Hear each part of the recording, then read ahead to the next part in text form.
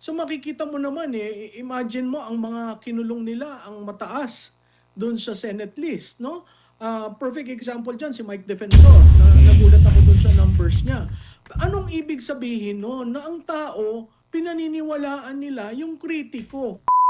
Nako, matindi ho ito mga kababayan. Balita ko, pinagkaguluhan daw ho itong si Vice President Sara Duterte dyan sa Inglaterra. Pambihira, bumisita ho ng London itong si VP Sara. Talagang dinumog siya ng ating mga kababayan do. Kaya para dito kay Auntie Claire. Ha? Auntie Claire, saka mo na kami yabangan pagka yung tipong dinudumog kayo ng ganito ng mga tao. Hindi yung dinudumog para murahin ha. Iba yun. Iba yun. Iba yun yung tipong hinahabol-habol ka pa tapos ikaw tatakbo ka sa pulis. Iba yun. Okay?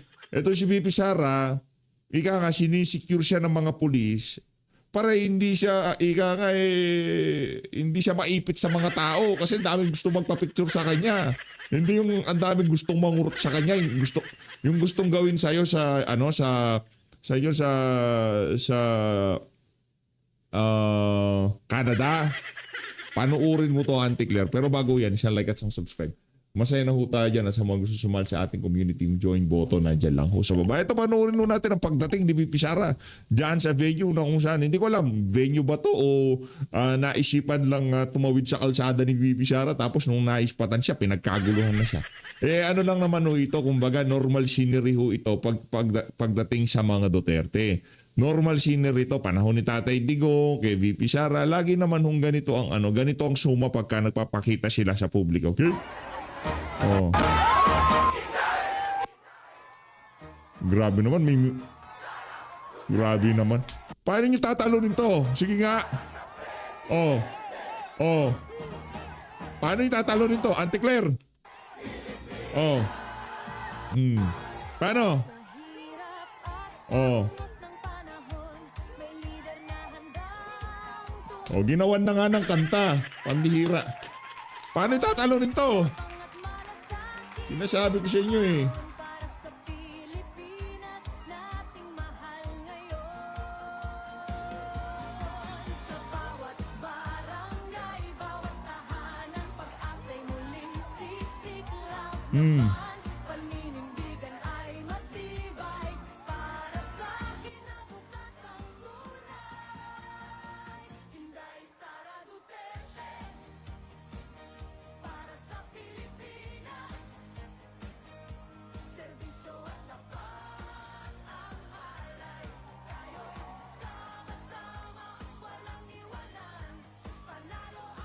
Grabe naman yan. Palakpakan muna natin ang ating mga kababayan na talagang naglaan ng oras para ika nga daw pampanan si VP Sara. Ang tanong, bakit ganito? Ba't may ganitong scenery sa mga sa mga kababayan natin sa iba't ibang bansa?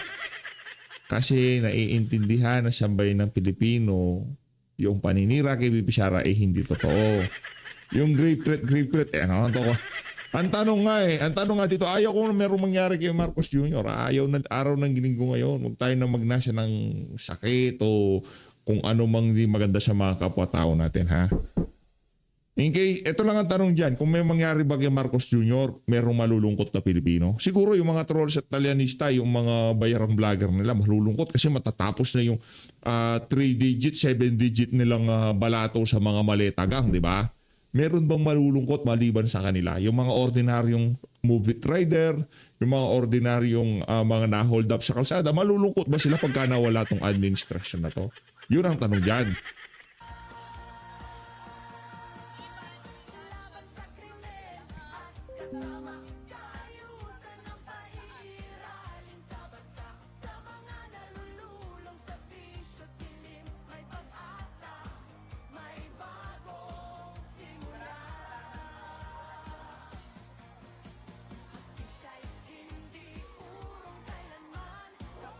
Grabe naman yan.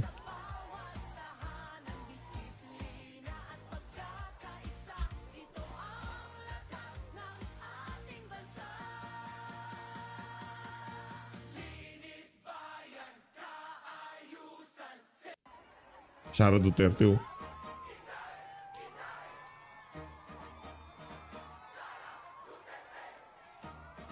Grabe naman yan. Ito na, rekta na ho tayo sa speech nitong si VP Sara. Game!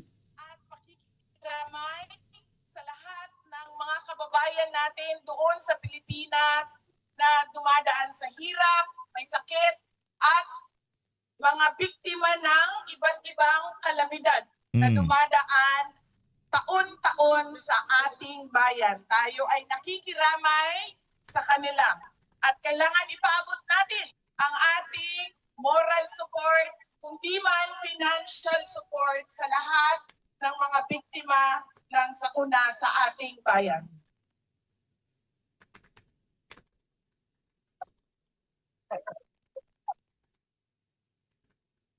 Maraming salamat, ma'am. Mahal ko din kayo.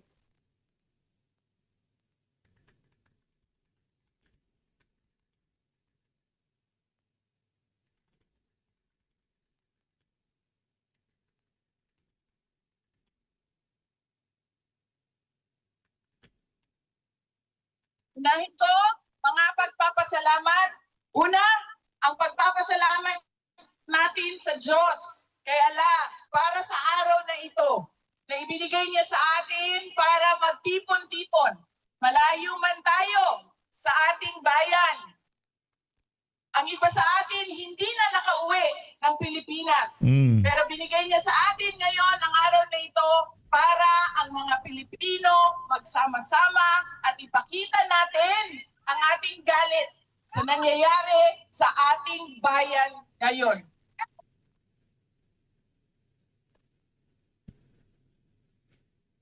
Ang susunod na pagpapasalamat ay syempre ang pagpapasalamat natin sa organizers natin at sa mga volunteers natin. Dahil kung hindi dahil sa kanilang preparation, sa kanilang organization, sa kanilang sistema, ay hindi natin magagawa ang ating programa ngayong hapon na ito. Kaya maraming salamat po sa itasang kamay mga volunteers, mga organizers. Maraming salamat sa inyo.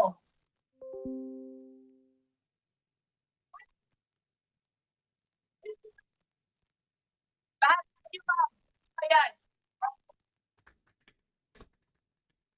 Lahat tayo di nakatanggap ng maleta.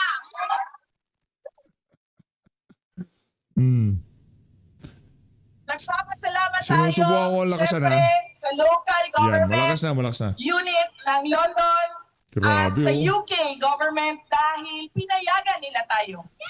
Shoutout kay Sir Malcolm ha. Yan, sigurado nandiyan si Sir Malcolm. No? Ano yun, in 2016 pa lang talagang talagang masugid ng taga-suporta ni Tatay Digong yung si Sir Malcolm. Ano yan, taga-UK yung si Sir Malcolm eh. Shoutout, kudos sa kanya, kudos. Malamang sa malamang ha. Malamang sa malamang. Isa sa mga organizer dyan. O di naman kaya isa sa mga tumulong para maisa katuparan.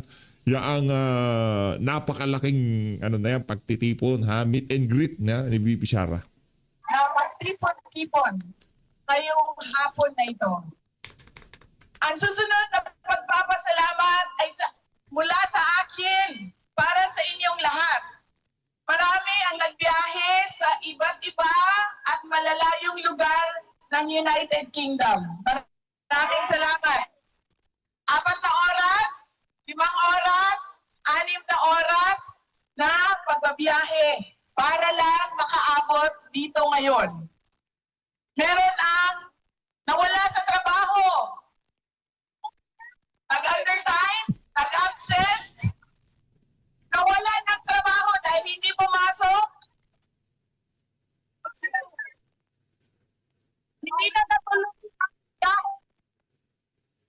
hindi na natuloy ang lakad dahil ibinigay ninyo ang oras ninyo para sa ating pagtitipon ngayong araw na ito. Maraming salamat sa inyong lahat.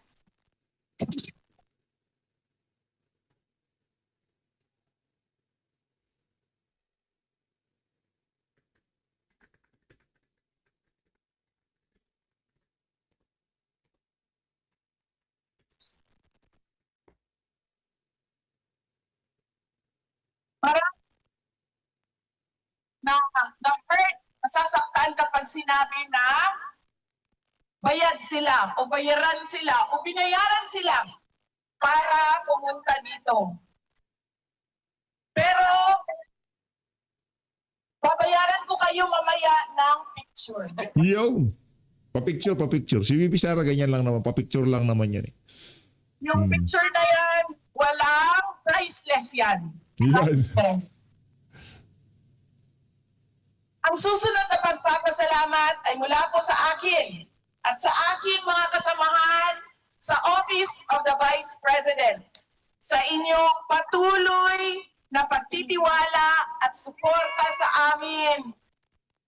Kahit na hirap yung opisina namin at maraming batikos at paninira sa OVP. Mula sa aming lahat, maraming salamat sa inyo mga kababayan namin.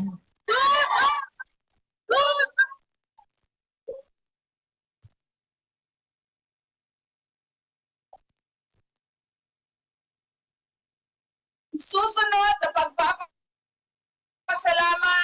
makikita ko po siya sa susunod na linggo. Mahal nating lahat at inaantay natin lahat ang kanyang paglabas at pag-uwi sa Pilipinas.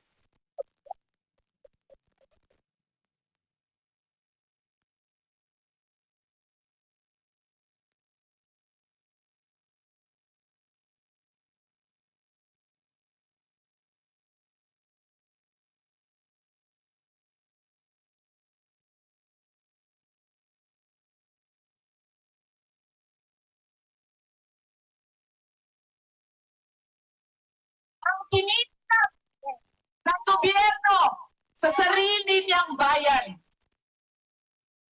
Lagi kapag kami ay nag-uusap, sinasabi niya na ipaabot sa inyong lahat ang kanyang pagpapasalamat, lalong-lalo na sa dasal ninyo na siya ay makabalik sa ating bayan.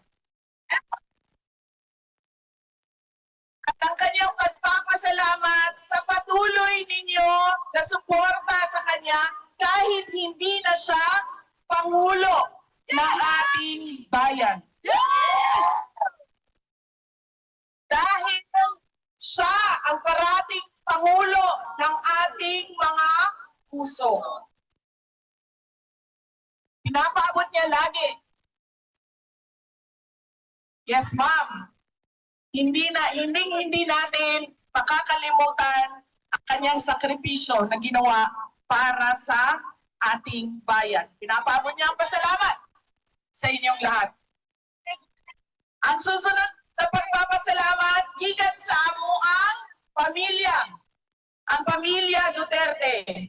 Dako kaayo mi og utang nga kamubuton kaninyong tanan mga kaigsuonan namo sa higayon na ginahatag ninyo kanamo nga makaserbisyo sa ato ang nasod.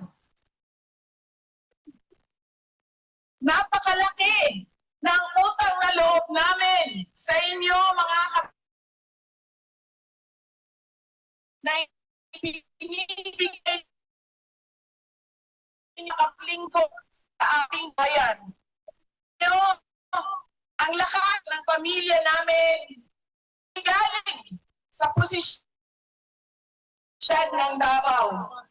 Dahil sobrang dami sa ating mga Pilipino ang merong iba't ibang posisyon. Barangay Kapitan, Purok Chairman, Konsehal, mga buhaya, Mayor, Governor. Sobrang dami ng merong posisyon. Hindi galing sa apelido. Dahil lahat naman tayo may pangalan, may apelido. Ang totoong lakas namin ay galing sa inyo. Nakikita ninyo ito? Ang pagtitipon natin ngayong hapon na ito ang lakas ng aming pamilya. Kaya magpapasalamat kami sa inyong lahat dahil hindi ninyo kami iniiwan. Noong hindi pa Pangulo si President Duterte, nandiyan na yung suporta ninyo. Nung naging Pangulo siya, buong-buo ang suporta ng taong bayan. At ngayon, na walang-wala, yung pamilya namin ay nandyan pa rin kayo, mga kababayan. Maraming salamat sa inyong lahat. Daghang salamat kaninyong tanan. There you have it, ladies and gentlemen. Ito yung papalabas lang tayo ng ilang mga picture taking kay VP Sara, yan oh. Oh. Palabas lang ho tayo. Ayan oh, grabe naman. Grabe naman yan. Picture taking, walang pambayad ng maleta si VP. Wala siyang datong. Wala siyang datong. Walang ganun si VP. Marami mga nasa Malacanang, mga magnanakaw yun. Pero si VP walang ganun, ha. Para sa mga pumunta, pagdamutan nyo na yung kayang ibigay sa inyo ni VP Sara na picture. Oh. At, walang nga kayo. Kala nyo ha, makakaisa kayo ha. Ilang tao na gustong tanggalin ang ating mahal na vice-presidente sa posisyon. Pero ang boses ng masa, ang boses ng Pilipino. O tuloy natin habang nagpipicture-picture si VP Sara kay His Senator essence Cayetano or ho who he tayo. is. Sabi ko, nga no. So madalas po, whether mga ka-close ko, definitely family, sinisimulan ko sa either praise God or thank you Lord for who you are. Then kasunod. So Thank you, Lord. Thank you, Lord. Ko, I thank God for my mom or Kusilani. I thank God for my partner, my darling, my wife. No, shout out from Pampanga, Richie. Meron pong nation building talaga eh. 'Di ba? So kung makikita nyo po sa Biblia, maraming pagkakataon ang sinasabi po ay ang nation. Yan. So Lailani Amatiaga from Parang Maguindanao. God bless you. June Cañero, hello. Mesh TV. Ayan ulit ang Mesh TV. Joel Babatid watching from Sydney. Ayan. Tapos sabi ni Marietta Beltad, praying for you. Thank you po. Prayers are so important. Faith move mountains and prayers are effective. Okay, so idudugtong ko lang ha. So if you love your nation, you have to be updated. So tomorrow may SONA. Dun sa mga pro-Marcos, walang problema. Manood po tayo kasi pro-Marcos kayo. Dun sa anti-Marcos, manood pa rin po tayo. Bakit? Kasi siya po ang ating Pangulo. Isa lang ating Pangulo. State of the nation, ibig sabihin po, ano kalagayan ng ating bansa. Kailangan parati po may starting point tayo. Diba? So pag sinabi ko sa inyo na, kanina po sa isang chat group lang namin, pinost nila ni, hindi ko pa natatanong sa kanya sinong gumawa, pero napakagandang analysis tungkol sa Pax Silica. At ito po ay yung gagawin po sa Clark. At ito ano po, wala niyang sinabi kung pro or con, basta't nilagay niya lang lahat. So ang starting point is to know, and then knowledge, tapos wisdom and understanding. Or yung iba, knowledge, tapos understanding, wisdom. Ang point, hindi mo pwedeng sabihin mahal mo yung barangay, pero wala kang alam sa barangay mo. Mahal mo homeowners association, pero hindi mo alam sino kapitbahay, sinong pangulo nun, ano yung issues, di ba? Hindi mo pwedeng sabihin mahal mo yung alma mater mo, pero hindi mo sinusundan yung nangyayari sa iyong school. So ganun din sa ating bayan. It is frustrating. And it can get frustrating, but we cannot give up. Alam nyo po, pag kumakanta tayo ng Lupang Hinirang, yung ating national anthem, nakita nyo yung dulo?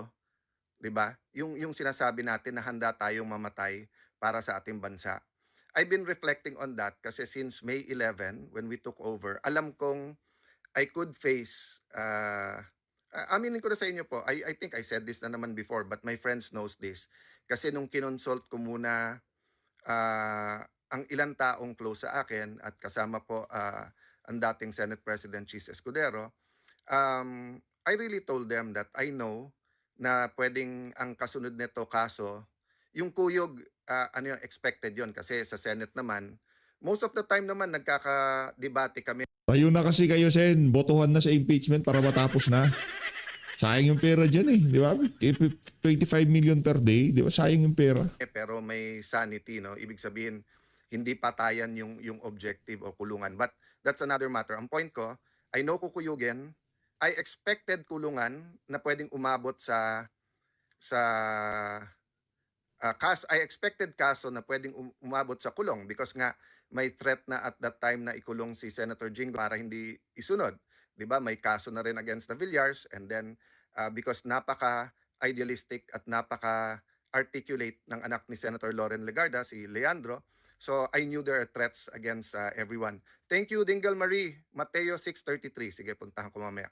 Okay, seek first his kingdom and righteousness, and everything shall be added upon to us. That's always a good reminder na unahin natin ang righteousness at kingdom ng Panginoon, at yung iba nating kailangan, kalayaan, pagkain, pangmatrikula ay mapupunta sa atin. So nung nangyari po yon, I expected na. Minsan lumalamig, minsan nag-heat up. Hindi ko po na-expect yung barilan nung May 13 dun po sa Senate. So nung nangyari yon, tapos nung nakita ko yung reaction ng gobyerno, lalo ng NBI na para bang wala lang, they had to do it, parang hindi Senado yon, I realized na assassination or aksidente, patayan na aksidente could be there, di ba? That's why pagka mas sane o nakapagkwentuhan na ako sa ibang mga senador na nasa majority, tinatanong ko rin sila, kung mga anak nyo nandun, kung asawa nyo nandun, ano mararamdaman ninyo? Nagpuputukan, nakakulong kayo sa nakita mo, mga media, kaibigan natin yung mga yan, kasama natin araw-araw, mga staff natin nandyan, yung mga police, marines na-assign lang sa atin. No? But the point I want to make today is not na ibalikan yon, but the point I want to make is that may cost ang lahat. Following Christ, may cost po yan. Speaking for the truth, may cost po yan. Kung taga-Clark ka, kung pro o anti ka, dun sa Paxilica, kahit hindi ka taga-Clark, kahit hindi ka taga Pampanga at Tarlac, may cost po ang pumanig o lumaban, di ba? Siyempre, usually kapag ka-criminal syndicate, pagkakampi ka, yung marami kang reward. Pero yung cost nun is eventually crime does not pay.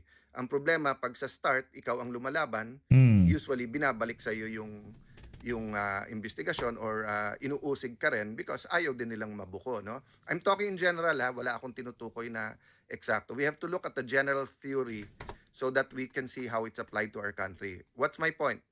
May cost po. So, yung kasuhan ka, yung imbestigahan ka, yung unahin ka, yung wala ka sa radar, biglang ikaw na sa gitna, kasama sa cost yun. So, wag po nating kakantahin ang ating pambansang awitin o ang lupang hinirang at sabihin ang mamatay ng dahil sa iyo kung hindi tayo willing na magsakripisyo.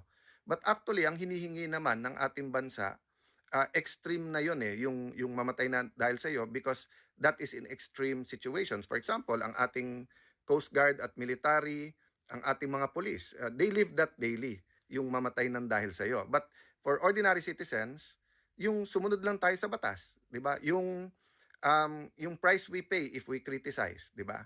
So, babalik lang po ako dun sa SONA tomorrow. Turn naman po ng opposition mag-contra SONA sa Tuesday.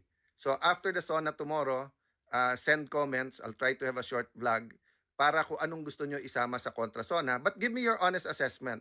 Don't look at the messenger, look at the message. So, don't look at President. If we look at President Marcos, yung mga pro, yung mga Marcos na rin or Marcos pa rin, magiging positive. Yung mga ayaw sa kanya, negative. Let's look at his message tomorrow and saan nag-agree at saan hindi nag-agree. Ano sabi may nakita ko doon tungkol sa mustache. Maris, ayan. Marie Chris Fahilan from Batangas City, Eloisa Yu, Archie Gumalo, Nestor Asconda, Cyrus Manipol Jr., Sidra Rasvier, BC Dohora, ang ingay. Maingay dyan, maingay dito, maingay ba to? So, Renato Acuna, dak ng dak ka ng dak. Okay. So guys, community tong Facebook natin, everyone's welcome. If you don't like what we're talking about, you can tune out unless you're may kontrata or you're paid to watch and comment. But Naiintindihan namin kayo para sa mga nagko-comment din dito sa PH Update. Di ko na nga kayo pinapansin eh. Di ba? Dumadami kayo. Para kayong mga minions, nagmumultiply kayo, mga walang iya kayo. Mga trolls pala. Hindi para pinalitan mo pa, trolls na nga eh. O, diba? Ang dami na ho nila dyan sa comment section. Pero hayaan nyo lang. Hindi ko na pinapansin yung mga yan. ano yan, kumbaga tinatarget ho talaga nila yung mga channel na nagbo-views, no? Dahil yung mga vlogger ng administrasyon, wala ho silang walang nanonood. Otherwise, ba't kung yung comment nyo kahit negative, basta't constructive, bakit po hindi? Kasi wala namang perfecto, di ba? Eh kaso agad nilang sasabihin, dak. Yung tipong mga ganong ano, yung mga ganong litanye, napakawalang kwenta. Kaya mas mainam ako dito sa PH Update Chen. Sabihin ko sa'yo, medyo matagal na rin naman tayo sa social media. Ang napag-aralan ko dito, pagka kahit nabasahin yung comment, hindi mo na binasa, aalis siya mga yan. Mag-ano yan mga KSP yan mga kulang sa pansin. Maghahanap sila doon sa mga lugar na kung saan papansinin sila. Pagka pinansin sila, mission accomplished siya, mga walang yan. Mga walang yan. Kaya mas mainam na kahit i-acknowledge sa chat, huwag nang i-acknowledge. Kung doon pa lang sa comment nila kargado na aalis siyang mga yan. Kasi wala silang mapakitang resibo sa mga nagbabayad sa kanila na, oy, tingnan nyo to, si Cayetano, pinansin ako. Ganun yun. Kumbaga attendance yun. Kumbaga sa pumapasok sila sa trabaho pagka meron silang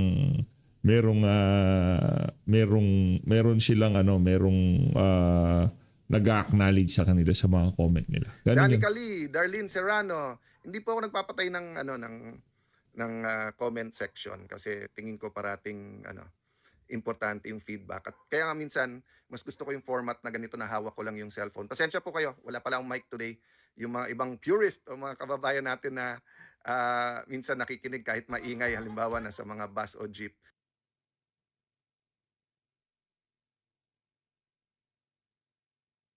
Segue na ho tayo dito kay Prof. Malutigia dyan sa interview niya dyan sa DZAR 1026 years. Grabe, no? From London, umuwi tayo ng Taguig. Tapos ngayon, nasa Makati tayo, dyan sa studio ng SMNI. Panoorin na ito mga kababayan. Estado na binigay ng taong bayan sa mga matataas na pinuno natin, both itong Pangulo natin at pangalawang Pangulo, at meron nga kayong sarili ninyo sa pahayag survey or sa Publicus Asia na talagang naunguna.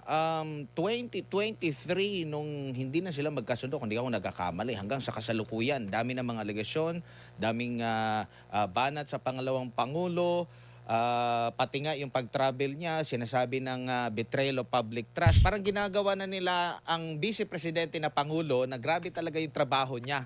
No? Alam naman natin ang trabaho ng OVP, limitado lang din yung mga programa. Mga 5 programa lang ata yung kanyang budget for the whole year. Wala na siya sa kabinete. Pero parang lagi pa rin siyang hinahanap na hindi pa siya presidente, ha? At mas makapangyarihan, mas malawak ang power ng presidente kaysa sa VP. Dami ng pinupukol ng mga allegation laban sa kanya. Pero nananatiling mataas pa rin hanggang sa kasalukuyan na nasa impeachment trial na po ang pangalawang Pangulo, Prof. Alam mo, Admar, ako nagulat doon kasi kung titingnan mo yung from survey to survey, nagpla-plateau na si BP.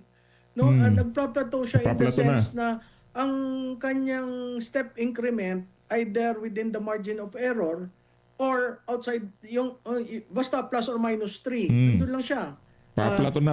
Stable pero plateauing. Ang nagulat ako yung mga iba. Kasi bumabagsak, merong isa negative 7%, merong isa negative 15%.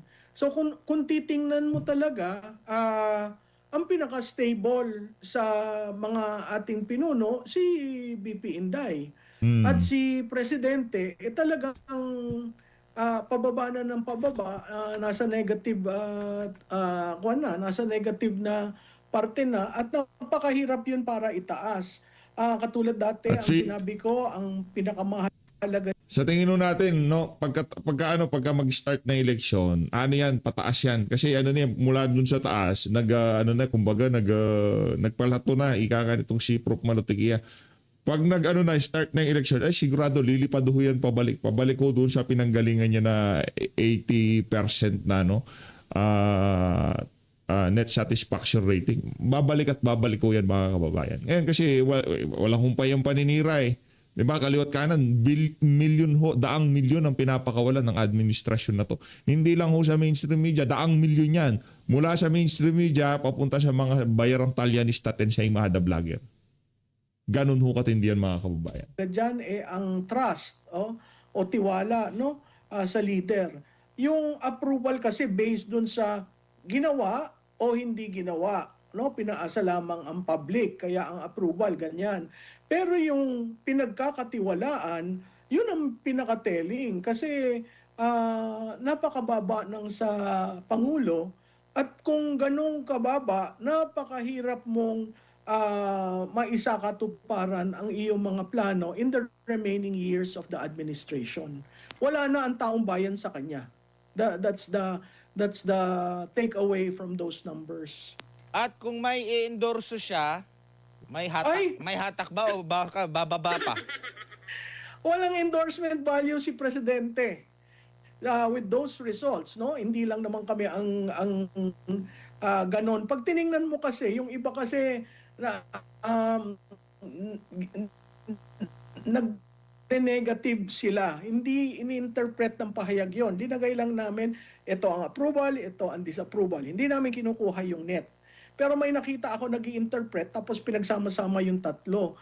Pag tiningnan mo yung tatlong surveys, titingnan mo yung trend, yung pattern. Hindi pare-pareho kami ng methodology, hindi pare-pareho ng framing ng question, pero yung resulta, makikita mo halos nagbababa. Kaya napakahirap na sabihin mo na mali yung isa o mali yung dalawa o merong binabatayan o that we are leaning to a certain personality. Hindi ganon.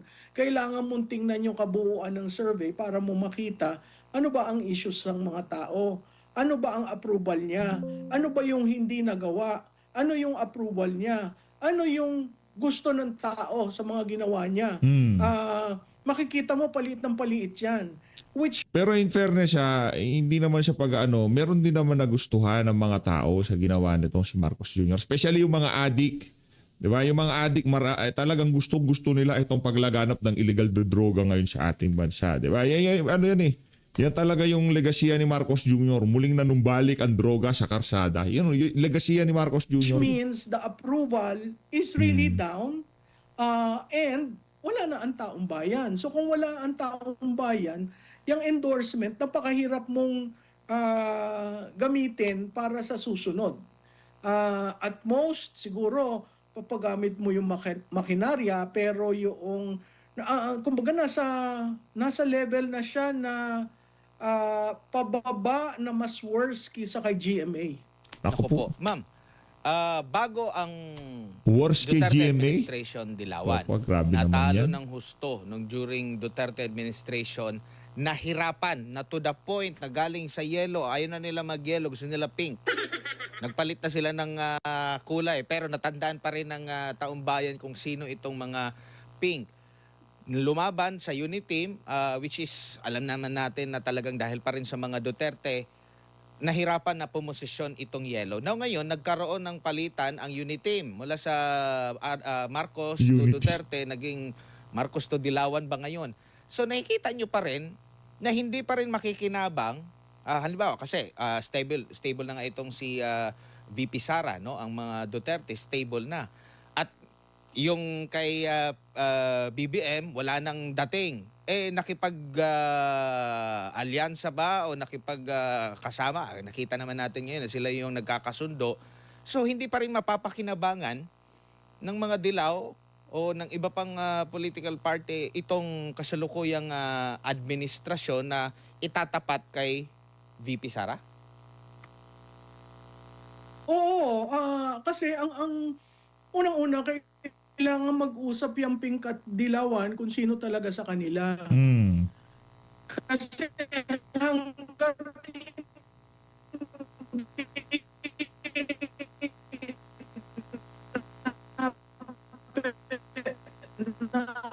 permanente, sino ba ang tatakbo sa kanila? Yung pag-os, simply because, no? Yan ang impact ng survey na yan, shows walang traction. Wala silang base, yung tinatawag na measured support. Wala silang base na panghahawakan mo kung ano man ang mangyari. So, ang lalabas niyan, parang noong 2025 rin, merong in-endorse, hindi sinunod ng mga tao, nandyan ang makinarya ng gobyerno, lahat ng mga projects, etc., hindi rin binoto ng taong bayan. So makikita mo naman imagine mo ang mga kinulong nila ang mataas doon sa Senate list, no? Perfect example dyan si Mike Defensor, na nagulat ako doon sa numbers niya. Anong ibig sabihin noon? Na ang tao, pinaniniwalaan nila yung kritiko. Hindi nila pinaniniwalaan yung leader. So, interesting yan. Na ano ko na ho yan, hindi naman sa pag-aano, no, nakita na natin na yung pangalan ni former Congressman Mike Defensor, wala pang survey na naglabasan. Nakita na natin na talagang may isasali ang pangalan niya. Kasi maraming maghahanap dyan eh. Kahit hindi siya ilalagay ng mga survey firm, paano yung sinasurvey nila, hinahanap? Teka, itong nasaan tong Defensor? Yung maingay. Asan yung Defensor? Diba? Hahanapin yan ng ating mga kababayan. Ngayon, pagka hinanap yan, talagang walang choice yung mga survey firm kung hindi isama siya. At ako, nakakasigurado ako dito, diba, dati pag kinakampanya na natin si Mike Defensor, bago pa naglabasan yung mga survey na yan, isa talaga siya sa mga pinupustura natin sa 2028. Bakit? Una sa lahat, wala siyang pakialam. I don't care siya, I don't care. Diba?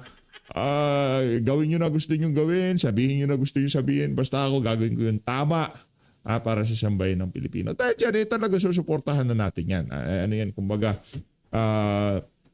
isa yan sa mga kandidato natin sa 2028. Maliban kay Senator Robin Padilla ay magba-vice president yun eh. Di ba? Kaya hindi ko na siya sinasali kasi vice president ngayon. Kay Senator Alan Peter Cayetano, Mike Defensor, Sen Marcoleta, matagal pa yan. Matatapos yung termino niya. Tapos basta lahat ng re-electionist nating mga kaalyado, 110% suportado na natin yan. Automatic na yan, wala nang dyan, wala nang tanong-tanong dyan. Basta yung mga kaalyado natin, Senator Bato de la Rosa. Yung mga kaalyado natin, kilala nyo naman yung mga yan. Tapos maglalagay tayo, Rowena Guanzon, at Vic Rodriguez, Mike Defensor, nandyan nakalatag sila dyan. Pero nakikipaglaban, di ba? Nakikibaka para sa kapakanan ng sambayanan. Kaya para dito kay Sen Mike, at tawag ko na nga dyan Sen Mike. Hindi ko alam kung ano ba gusto niya tawag ko sa kanya? Sen Mike o kung Mike? Sen Mike na. Magsisenador yan. 110%. Wala pang survey na naglaba. Alam yan ang mga datihan dito sa PHP. Wala pang tawag ko na dyan Sen Mike. Magsisenador talaga yun. Sa pagbuo medyo at saka ng Yellow Coalition, kung paano sila gate. I don't see anyone ngayon, kung siya ay makonvict, imaginein mo, Admar, yung almost 60%. Kanino yan mapupunta? So practically, ang ginagawa nitong administration na ito is sinosolidify ang Duterte, may base, no? 30 to 35, tapos lumalaki. Nagulat ako dun sa dalawang demographics. Yung ABC, which are yung may kaya, middle class, nakapag-aral, at saka yung Balance Luzon. Nagulat ako doon sa demographics na yon kasi dati hindi naman yan demographics associated to the Duterte brand. So merong unti-unting nagsasabi na, ay gusto ko ito, dito ako. Ang danger nun, pag pumalo yan ng 60%, na-convict siya, saan pupunta yung 60%? Napakalaking endorsement value yan kay Vice President Inday Sara. So, sana naiintindihan ng palasyo kung sino may yang kumukumpas na parang catch-22 sila. dyan sa panagagawa nila. Opo, ma'am, may nakikita po ba kayong mas mabigat na katunggali? Kasi may mga paghahambing sa mga lumalabas na survey, napakalayo ni Risa, ang parang pinakamalapit, parang pinakamalapit kasi siya yung sa lahat ng mga katunggali ni BP Sara, siya lang yung pinakataas si Lenny, no? Kung pagbabatayan natin sa survey. Kumbaga walang kayang maitapat sa kanya hanggang sa kasalukuyan kahit na itong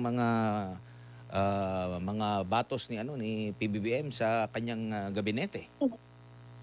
Lumalabas, nakita mo dyan sa mga pangalan, wala na dyan yung dating kabinete, present cabinet pa rin, pero nag-aambisyon magpresidente. So, I guess he has given up. So makikita mo dyan sa numerong yan na wala akong nakikitang pwedeng itapat. Ngayon, ang makinarya nasa administrasyon, ang COMELEC, ang pondo, paano mo yan ngayon Grabe no, pagka natapos pala tong administrasyon na to, ang daming magiging problema nitong si Ping Lacson. Kulong si Lacson, sigurado ako diyan.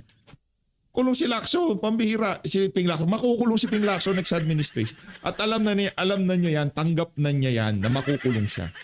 sasama-samahin para ka makakuha ng isang kandidato na pwede mong palakasin. Tatandaan natin, no? Ang ginawa nilang environment is itong impeachment. Hindi yung paglilinis dun sa issue ng flood control.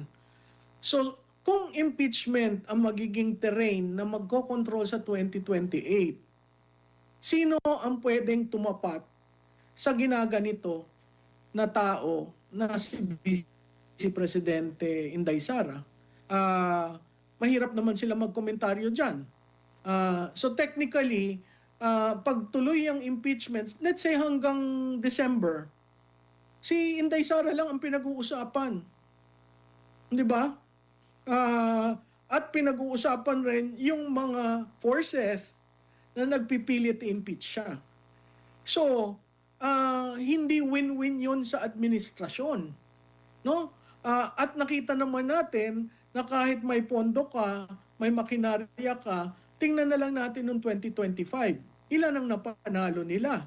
Kasi yung impact na nanalo yung mga Duterte dahil sa pagpapadala kay Presidente Duterte sa The Hague. So ngayon meron tayong ilang buwan itong impeachment. Ito ay already on Sara Duterte. So ilan doon ang kayang tumapat at ilan doon ang kayang tumayo at i-accuse siya na itong mga ito. So mahihirapan dahil gusto nila i-control yung hanggang dulo. Kung ako naman sa kanila, I will let the people decide and let that be the legacy of this Marcos Jr. Opo. Grabe yun sa 2025, ma'am, kasi yung mga mabibigat na mga pangalan sa, kumbaga, parang nagpahinga lang sa Senado, lalo na yung sa Senado, nagpahinga lang sa Senado, tapos bumalik after 3 years, napakabigat ng pangalan pero hindi nakaupo, no? Sina Bong Revilla, Pacquiao, at sino pa yung Binay, walang pumalit na Binay. Ayun na nga mga kababayan, dito na tatapusin ang ating reaction video. Maraming salamat sa pag-support sa PH Update. Mag-ingat ho kayong lahat. Mahalin natin ang Pilipinas. Maraming salamat mga kababayan.